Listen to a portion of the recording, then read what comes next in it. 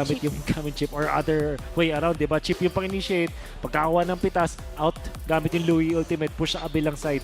Wow. Yung mental gymnastics natin doon na napawaw na lang ako dahil at this point kung hindi ko pa nga masundan, ikaw na yung nag-e-explain paano pa kaya pag nilaro na. Parang ng kailangan Echo. mo bantayan yung minimap na talaga. So, ginawa pa nila ang 8v3. Eh, 8v2, pag 8v3, 11 na yung naglalaro nun. Kaya pumasok na tayo dito sa ating game number 1. Echo versus Minana Evos. Pinakaunang laro pa lang naman ito, kaya kahit anong mangyari, may pwede pang bumawi. Aabangan natin dito kung sinong mas mabilis kasi binanggit natin difference in terms of the playstyle ng mga roamers natin yung nag-switch para sa Minana Evos. So, knowing Haze, iba din yung gulang actually ni Haze. Tag as the most patient man ng MPL Season 8. Oo. Ang pinaka-pasensyosong mid laner. And at this point, kailangan talaga niya maging pasensyoso dahil hindi mo alam kung kailan may susulpot. Parang haunted house tong composition ng Echo. Magugulat ka na lang, may katabi ka na eh. Parang mararamdaman mo may ugong, pero hindi mo alam kung saan sila lalabas. Now, nakakatakot naman yung ganyan. Saan ka ba nakatira? Huwag na tayo pumunta doon. Adelix pa nagkataon. So it's something na kailangan bantayan dito ng Minana Evos. Knowing na parang medyo ano lang sila sa crowd control. Pinaka-crowd control nila yung Ruby. But speaking of crowd control, mainit agad yung dito. May final slash pa pala si Kirk if ever. Petrify na gamit na rin ni Sanford ng maaga. Pero mukhang ang goal niya dito ay mailang lang si Kirk. And naging successful naman ata siya doon. And tignan mo naman, napakalalim na ni JP. Yep. Pwede siya mag-scout. Parang inaalam ni JP dito kung saan umiikot si Kaizen. Napaisip ako, ba't parang yung blue nasa may red? Yung palang sinasabing kaalaliman. Pero si Sanji dito, ayaw mo ka mabibigyan yata. Pero nakatakas pa rin. Kamuntikan na. Pero si JP at si Sanji ay uuwi muna. Grabe yung tiwala doon. Parang sasaluhin ko para sa'yo. At mukhang magta-troubleshoot lang tayo ng bahagya. Wolf, kung ako yung backshoot doon at ikaw ang Vexana, sasaluhin ko rin yung mga... Pero isang bagay na notable din para sa isang chip ay yung added na parang para siya may focusing mark pag ginamit niya yung ultimate niya. Na if you think about it, yung Louis kasi gusto na magkatabi yung mga kalaban dito. So ang sakit nung DPS dito ng Echo. I would say yung early game, maganda pa rin kahit na yung Brody nasa Minana Evos. And when we talk about the early game, Brody talaga isa sa mga pinakamasakit na marksman. Pero nandito na nga ang Dragon. Oo, parang walang contest para sa side ng Minana Evos. Mukhang baliktad ang kanilang naging playstyle. At si Kaizen dito ang makikita. Wow! Hindi pa tapos ha! Wow! Hindi na agaw! At si ayun Kaizen dito, hindi talaga yata nila patatakasin. At mukhang Echo Express ngayon na talagang ating nakikita. Dahil mukhang hindi makakagalaw. Mababaliktad pa nga yung gustong trade sana na gawin ng Minana Evos. Tapos mo nga nakarami dito ng buff si Kuya mo, Carl, pero mukhang hindi hahayaan na libre lamang at makukuha pa rin naman pala niya ang purple buff na yon. This brings me back dun sa Season 7 na ang naglalaro ng Louis nun ay yung team ng Playbook. Kung naalala niyo sila, Arms. At yung rotation nila nun, after nilang mag-turtle or before, basta may ganun mga moments, TP sila papunta dun sa buff. Grabe, no? Parang ganun yung ginagawa nila. Oo, parang kailangan mo na talagang maging prepared. Pero prepared lang din naman. Ang ganda ng mga higop at vacuum dito ng Echo. Si JP nandito na rin. Sino makakrab control nila? First blood against Perxiba. JP makakakuha niyan. Echo Express umaarangkada na with JP getting the first blood. Parang hirap i-predict ngayon kung ikaw yung Minana Evos. Kasi napigilan, di ba? Sabi kanina, merong triple T. Yung trade Tama. supposedly na palitan or napigilan ng isa ding T, yung teleport. Wow! Paniba, hindi na 3T to, 40 na. 40 na. May teleportation jutsu pa na nagmumula dito kay JP. Oo, pero ang kinaganda kasi yung mga ganito mabibilis, 40 talaga yun ng Echo. Ay, oo. 40. 40. Wow! Gusto ko yan. Galing mo doon. Pero tuloy-tuloy na nga yung pang isang T dahil tuloy ang laban para kay Carl Dizzy at nangahuwa pa sila ng isang kill. Yep. Dito tayo sa signature Impure Rage na Roger mula dito kay Benny Cutie na nakakuha na ng kanyang Windtalker. Oo, pero sa top lane, by the way, kamuntikan pa nga si Kirk. Pero napakagandang play dito para sa Minana Evos. Pero ito na yung teleport na sinasabi natin, sino bitbit? Si Sanji lang naman. Oh, ginamit pa yung breaker para mapawian. Dito si Kirk. Sanji lang pero sapat na iyon.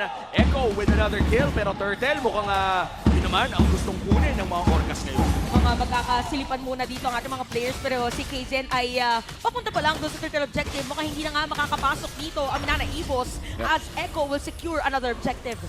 ang high level na ginawa ni Sanji doon, by the way. Kasi yung flicker niya, tapos parang pinabanda niya yung spells niya doon sa kakampi ni Kirk. Kasi malayo na si Kirk eh. So parang lalong lumayo yung range nung kanyang rotation tsaka dispersion just because dun sa angle na ginamit niya. So parang kakaibang bank shot ang nakita natin dun mula kay Sanji. Grabe, no? Yung mga ganong klaseng angulo ang talagang ma-expect na natin mula kay Sanji na napakagaling ding umangulo using the Novaria. This time around with the Louis. Mukhang pati yung fan shape na pasabog doon sa dulo, memorize din niya yung range. Kabisado pa rin, no? And speaking of range, saktong-sakto sa range ni Carteezy, dito si Kirk, mapipilitan na umalis. Ginamit pa nga yung final slash pero hindi yata sapat ang kakunatan dahil patay sa kamay ni Sanji habang sa bottom lane. Meron nangyayari Ayun na sila! na may kasama. Kung galing sa top lane, dito nasa bottom lane. Ano nangyayari ngayon? Double kill para kay Sanji.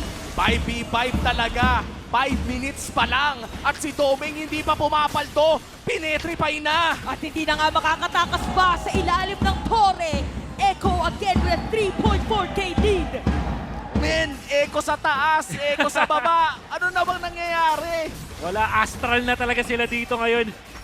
Intercontinental ang ipinapakita ng Ego. Feeling ko ito yung sequel ng Insidious. Parang yung kaluluwa nila naiiwan sa ibang lane, tapos napupunta sila sa ibang dimension. Biruin mo, men, parang kaka-dive pa lang nila sa top lane, tapos biglang sa baba, nagkaroon ng entrada. Grabe ang Echo Express. May ganong klaseng galaw na ngayon. Yep. And this is very much possible dahil sa chip na meron dito si Echo. And if you think about it, yung mga members ng Echo, di ba, matagal na sila sa liga. Yan si Carl, yan si JP, and even Benny. So, ibig sabihin yung kanilang game awareness, map awareness, game knowledge, sobrang taas na yun. Yung map knowledge nila nandun din. So, parang take advantage nila yung tagal nila sa liga. Tapos parang kino-connect nila dun sa global presence na meron yung kanilang heroes. Ang naging resulta, hindi makahinga dito yung Minana Evos. Ang hirap talaga huminga kapag kahit saan ka pumunta, may orkang nag-aabang. Another dispersion play, pero mukhang pang psycho lamang yun habang kinukuha ni Carl ang turn. Ito na naman sa pilitan na team fight. Napagandang petrify para kay Sanford. Bang! At patay nga pa nga dito si Perxiva. At tuloy-tuloy lang. May bawi naman dito ang side na Minana Sanji! Evos. Pero sa ilalim ng Torre, double kill na si Sanji. Hinahabol pa ni Carteezy. Dito si Kirk and Benny Cutie with a killing spree. Katakot-takot ang ginagawa ng Echo ngayon. Biruin mo, 7 minutes pa lang, 6,000 na yung lamang nila. Meron sila 12 kills in Wow. 7 minutes. Ganun kabilis. Makikita natin sa replay. Pinadala yung kanyang tropa. Sabay defend si Sanji. Grabe, sobrang taas ng farm niya. Oo, bilis no? Oh. Ayan, makikita natin sa instant replay. Pinadala si JP, tapos biglang may portal na para sa lahat ng members ng Echo. And sobrang ganda nung pagkaagamit nung first second skill dito, yung dispersion tsaka yung rotation mula dun kay Sanji. Parang nasusulit niya dito yung damage output na meron ng isang Louis. Na ngayon 2 items na siya. Meron na siyang glowing one, so Sakit na to. ang sakit na. Oh, wow. And this is scary if you're Minana Evos dahil yung all-in na gusto sana nilang gawin na marami rin silang crowd control, mukhang naunahan na sila sa pacing ng Echo na napakabilis at napakasakit na rin ng damage na nagmumula dito kay Sanji na might I just say 5-0-5 on this Yeah. game. Grabe yung burst damage dyan, men. Nakalital ignition pa. Tsaka yung yung sabihin na natin, kasanayan niya dun sa hero na rin kasi nag-flicker pa siya, ilalim ng dalawang torre yun. So alam niya kasi na magkakaroon ng shield Yes. pagka tumama yung skills niya. So yung mastery of this Lu Yi ang talagang kitang-kita natin ngayon para kay Sanji. At saka yun nga talaga, pag malalaman mong mahusay yung Louis player kapag parang sobrang layo nung range nung first and second skill niya. Kasi nga na-take advantage niya yung extra na bounce, kumbaga. So, it just shows us kung gaano ka batak itong si Sanji with the Louis. And look at this comparison. Yung XP laner ng Minana Evos is level 9 compared to the gold lane Benny Cutie na 11 na agad. This time around, this is honestly insane coming in from Echo. I'm calling this already. You cannot contest this, Lord. O talagang kailangan muna nilang patabain as much as possible. Feeling ko, correct me if I'm wrong, Wolf, ang susi dito sa Minana Evos is yung synergy or synchronization na ni Perxiva at saka ni Haze. Exactly, yung mga madaming mga chain knockups, chain stuns na kailangan namin na kasi madami naman sila mga stuns actually. Unfortunately, dumating na tayo sa point na itong Brody ay hindi na ganun kalakas kasi sobrang farmed na nitong Roger. So parang yung power spike ng isang Brody hindi na na-utilize sa Minana Evos. So magre-rely sila dito sa chain stunts na meron sila. Wala din, isa lang din naman yung naka-purify dito para sa side ng Echo. So pwede nilang i-punish yun kung sakali. That's true. And for Minana Evos, I think slowing down the game as well could be an option. Kailangan talaga nilang antayin yung kanilang power spike o yung equilibrium na tinatawag natin kung saan umabot na ng 55 or Yeah. mga 60k ang parehas na Team Gold. Yeah. Pero matagal-tagal pa yun, literal. 15 minutes pa ata yung aabangan para mangyari yun. Oo, medyo mahirap yata para habulin. Pero may kita natin ngayon na maganda actually ginawa ng Echo na ng Minana Evos na yung mga bushes na pwedeng puntahan ni Sanji, meron nakatao Oo. para hindi instantly maka-TP dito ang mga players ng Echo. But there's 9.2k gold. Meron pang Lord, pero may Teleport, pigilan din naman agad. Oh, Wow! Ay, ito na! Alalalala! Ala! Grabe naman! Parang umaariba doon sa labas ng mapa. Kanina yung Dragon pala New Year. Excited na mag-game 2. Oo. Ito si Sanford. Bulating na trap sa Galaxy. Hindi ako na-prepare sa mga gantong moments. Yan ang literal na hindi lang meta breaking. Grabe. Outside of the map. Oh, ito sabi nila think outside of the box pero sobra na to. Iba. Think outside of the map. Ayan. And the thing is, ang pwede mo nga kasing gamitin dun sa Louis, pwede mong gamitin outside of the map siya. Tapos parang kung saan niya katapat, dun kayo magdadrop kung sakali. So, ginagawang trick yan usually sa top lane. Kasi dun mas madali para magdadrop kayo sa labas ng tore. Kaso nga lang, dun, moment na yon for some reason, na-trap si Sanford na sobra na ata sa drag. Kumbaga parang merong vertical clearance doon na idol, hindi masyadong matangkad ang Dragon. Kaya siguro hindi, ewan ko lang nakakagulat kasi makita, men. Kahit ako na-stun eh. Kaya sabi ko lang, kasi it's amazing. Beautiful ML. Ang nakakatawa doon, hindi na parang siyang Echo, walang napasama. Oo. Because of that. May tanong ako, Wolf. Ito, first time ko ata makita tong item build na to. Great Dragon Spear on the Roger. Ano bang nagagawa nito? Well, it helps you snowball. Pwede ka rin mang-run down. Tapos, kasi nga sobrang spammable ng ultimate ng isang Roger. So, pwede siya magamit. So, pang ano to sum it up, gusto nila tapusin agad. They're not banking for the late game this time. Gusto nilang tapusin by the second Lord. Oh, and sakto-sakto, Luminous Lord ang sunod na lalabas. 10,000 lamang ng Echo at kadalasan kapag ganito ang ating nakikita. At 10k gold lead, 12 minutes in with the Luminous Lord. Isang magandang set na lang ang kailangan nilang makita. And meanwhile for Minana Evos, if makadepensa sila dito, significantly tumataas ang kanilang chance. Too risky rin actually, pero parang ipipilit pa rin ang Minana Evos na sumilip dito sa My Lord Objective. Level 13 na backshot versus sa level 15 na Fred rin. So medyo malaki ang discrepancy in terms of the retribution damage. Ito na. At ang mga teleport, saktong-sakto. Pero wala nga aabot. Pero si Kaysen, mahatak pa nga nila.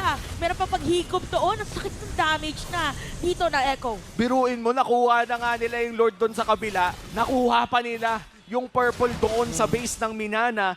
Ano na lang natitira para sa mga Tigre, Wolf? Wala, kailangan nilang hintayin yung mga minions na papunta dun sa base nila. That's the best that they can have. And ito, minamaximize pa yung pag-farm as well as to manage the minion wave. Hintay nila, tas tsaka nila yung clear. Magsasabay-sabay para sa Echo yung mga lanes. Total, naghihintay na rin lang tayo dito.